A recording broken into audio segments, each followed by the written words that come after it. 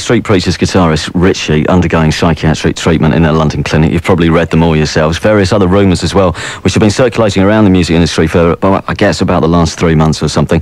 One, I heard that, first of all, that the band may split, and also Richie was going to leave the group or had been chucked out of the group. James is with us now, James Bradfield from the Manic Street Preachers. You can tell us, of course, what is the current situation, because you're not going to split up, are you? No, it was, kind of it was an obvious assumption for people to make, I suppose, because when it became obvious that, Richie had to go into hospital, then everything had to come to a halt. So when things get intervened like that so abruptly, people just make assumptions that there's trouble. But, it was trouble of a personal kind rather than professional, that's all. We've never been a group that can operate with any kind of tension within it because we all grew up with each other. So it's got nothing to do with that. It's just he was so ill that he had to go straight to hospital, basically. Right. And was this a problem that was getting worse over the course of time? And this was the only course of action, really? Well, yeah. kind of, it just, got to a point where kind of we realised that kind of like he couldn't control his own little obsessions anymore, basically. I mean, he's always been just a self-abusive person in every way. And kind of whether you can, look upon that as, perpetuating a self-myth or trying to be iconoclastic is besides the point. When you get past a certain point, then you realise somebody's just ill and there's no basic intelligence at work. Yeah.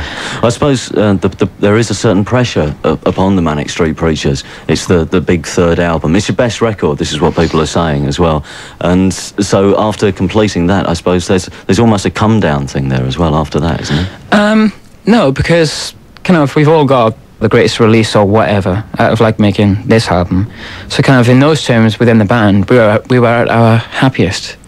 But, kind of you can't blame people if their personal lives overshadow their professional lives, so to speak. But there's this, once you finish an album, if you're really pleased with it, it can do nothing but good for you, so it's got nothing to do with coming down.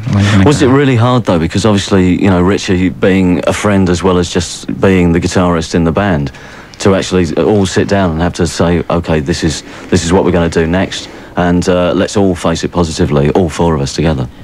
Yeah, I mean, it was probably a bit more dramatic than that because it came to such an abrupt full stop, So kind of we didn't have a chance to discuss it for the first week, so to speak. We just made sure that he was, fine as a person. So for the first week, we didn't think about the band, really. Kind of, we tried not to. We let other people think about it for us, if you know what I mean.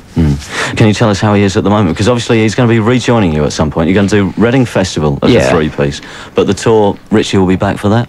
Hopefully be back for the British tour. I don't want to get too dramatic and say, hey, just, light a candle for the boy tonight.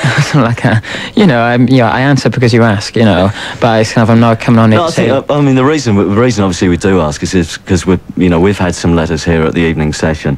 A lot of people who are fans of the Manics, and there are certain people who probably, Richie is probably their favourite person in the band, probably are slightly, worried and concerned at the moment, and they just want to know how he's faring.